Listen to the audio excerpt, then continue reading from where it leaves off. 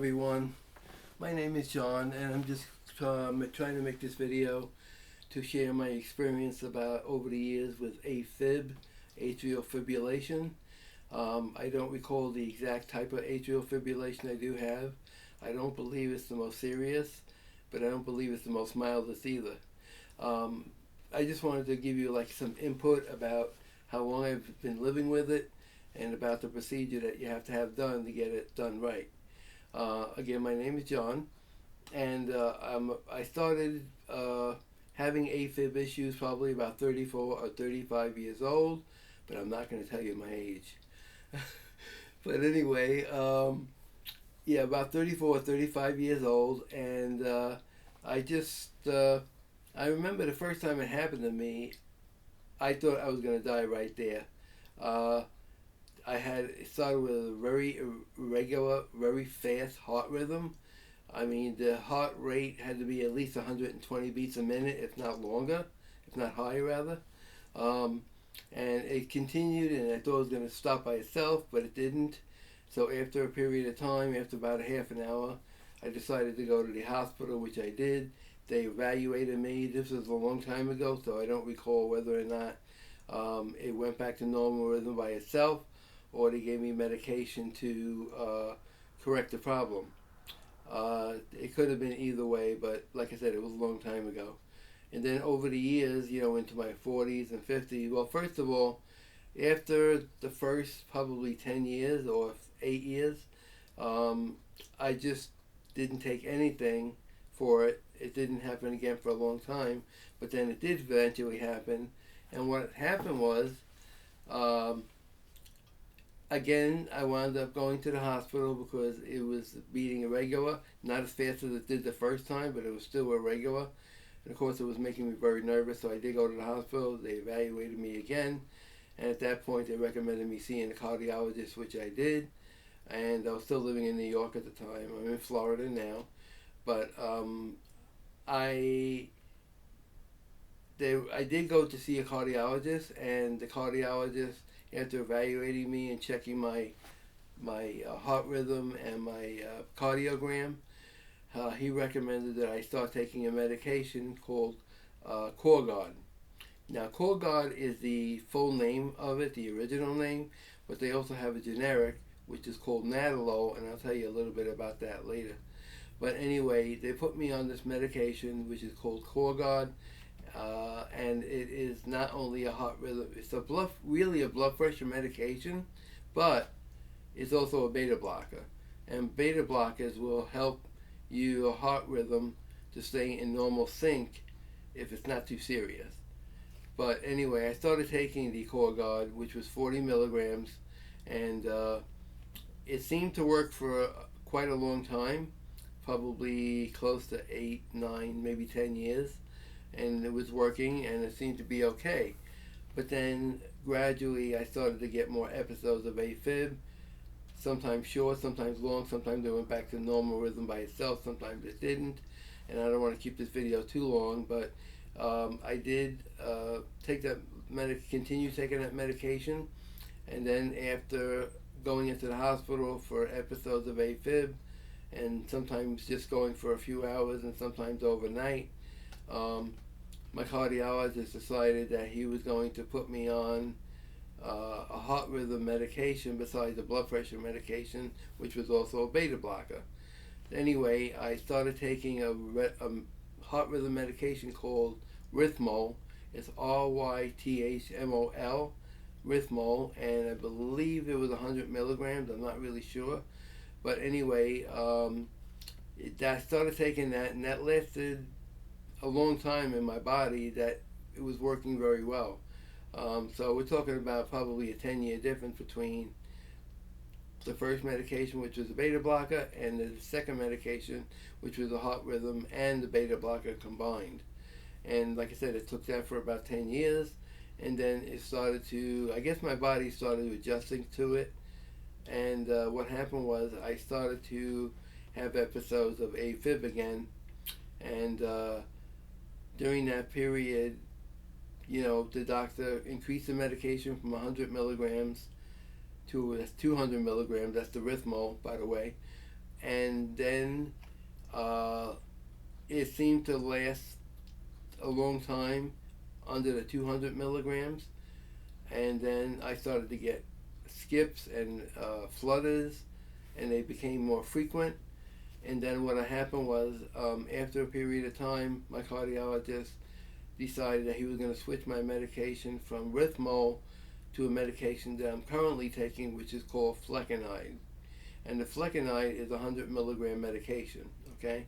It does go up to, I believe, 150, but I was taking the 100 milligram, and that lasted a long time. It worked really well for me, where I wasn't getting no heart rhythms, flutters, I wasn't getting no skips. It was doing really well with my body, adjusting to it.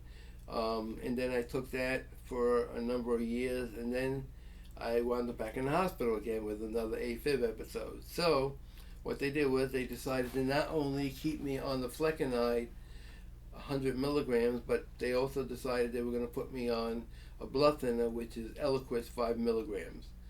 So between the Nadolol, the flecainide, and the blood thinner, which is Eliquis, I was on that for at least probably 3 or 4 years. And then as my body adjusted again to the flecainide, I started experiencing more frequent flutters, more frequent skips, things like that.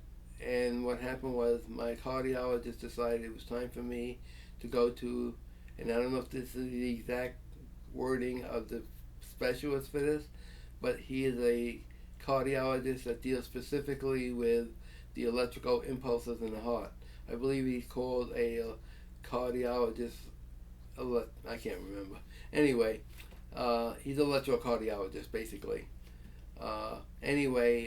He decided after going over all my records, and what I did was, shortly before I went to him, I bought this device that you put on your 2 fingers on the little pads on the, and what it does is it works your mobile device, and what it does is it picks up the heart rhythm and creates a cardiogram.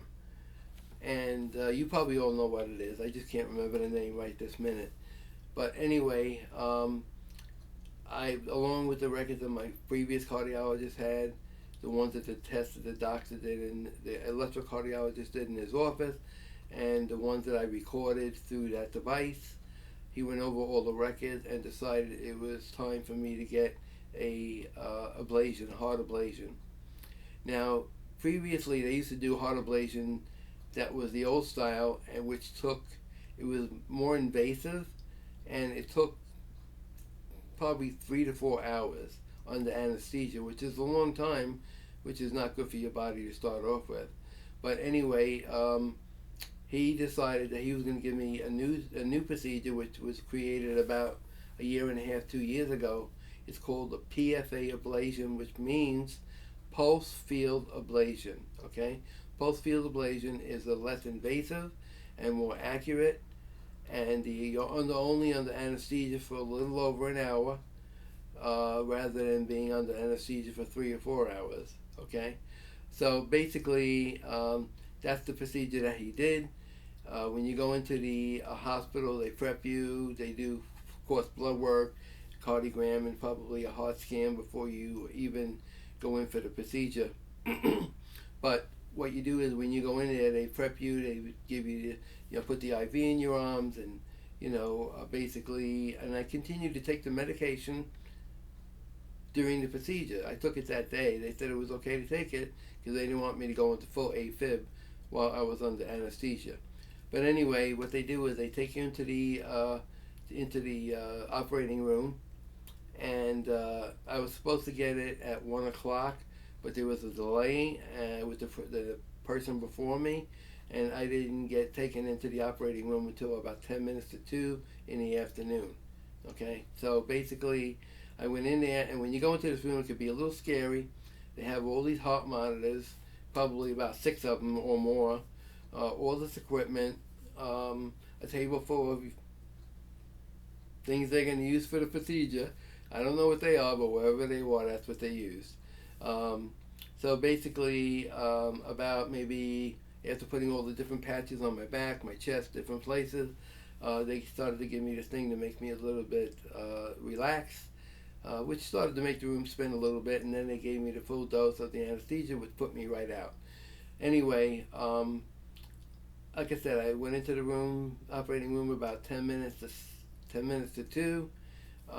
They probably put me out about, maybe 10 after 2. And then when I woke up, I looked at the clock and it was about 3:20. So I was in the operating room from about 10 minutes to 2 till about 3:20, 3:30, something like that.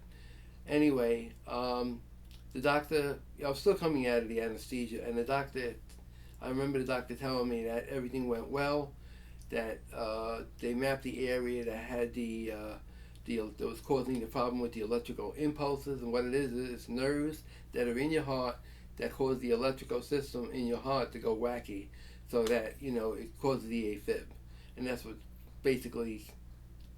it does to you. But anyway, he said that everything went well, and he believes he got all the areas that was causing the problem. And when I woke up, I had very little symptoms, side effects, a little bit of a sore throat from the tube they put down for the oxygen, and a very, very mild discomfort in the chest, which is normal for that. Some people get it worse than others. Everybody's body is different, so everybody experiences different symptoms and recovery process. And basically, I got at it. I woke up about, like I said, 3:20, 3:30, and you have to lay still in the bed, either flat on your back or just mildly elevated from your back, and you have to stay still for approximately 3 to 4 hours, so that the incision that went into your groin gives a chance to heal, because they don't want you bleeding, after the procedure is done. So you have to sit still for several hours in that position. And then basically, I got out of there about, I would say, 7:20 at night in the PM. So the hope is I got there, like I said, about 12 o'clock, and I got out of there about 7:20, somewhere in that range. And they said everything was looking good, I was feeling okay. Like I said, everybody experiences different things. Some people have mild side effects, some people have more severe side effects. And I went home that night, went to bed early, and then got a good night's sleep. And I woke up the next morning, and for 2 or 3 days, I had mild skips, because your heart is going to be in the healing process. And that healing process can take anywhere from 3 months to 6 months, normally. They have a name for it. I think it's called the mapping period. Anyway, that I started to feel better after that period, after that several days, and it seems like it's gradually, my heart healed fairly quickly. And now, after I had the procedure on April 20th of 2026, and here it is on July 13th, 2026, and I'm feeling pretty good. Over the months, I've been feeling like my heart was healing very well, and I'm hoping that the AFib is completely gone. I won't know that until I see the cardiologist again in 2 weeks, and then he's going to decide whether he's going to, after doing several tests probably, he's going to decide whether he's going to cut my medication in half. That's the flecainide, the heart rhythm medication. He's probably going to cut it from 100 milligrams to 50 milligrams, and then if everything goes well, he'll either stop the heart rhythm medication completely, and if he does, he may also stop the Eliquis, which is the blood thinner, so you don't get a stroke during the period that you're taking the medication. Anyway, that's what's going on, and like I said, I'm feeling very well. I'm feeling good. Sometimes I feel like the AFib is completely gone, but like I said, I'm still on the medication, so the test will be when they start weaning back the medication with a lesser dosage. And I'm hoping that, like I said, it's completely gone. Now, just remember, if you do go to see an electrocardiologist, remember to mention that you want to get the PFA ablation rather than the old ablation procedure. The PFA ablation means pulse field ablation, and that's the one you want to get because it's less invasive, takes less time under anesthesia, it's more accurate, and it's just a better way of getting it done. And I just hope that all this helps all of you, and if you do go in for a PFA ablation, I just hope that you have a good success rate. And like I said, a lot of prayer from my church family, my faith, the whole thing has combined to get me through this whole thing. Prayer does help. And like I said, I hope everything goes well with you all people, and I hope that this video helps. And if I can, I'll do a follow-up video a period after they decide whether they're going to cut back the medication or not. But if I do a follow-up video, I will post it on Facebook, and this way you could all see it, okay? Again, my name is John. God bless you all, and I'm going to go ahead and stop this video. Thank you.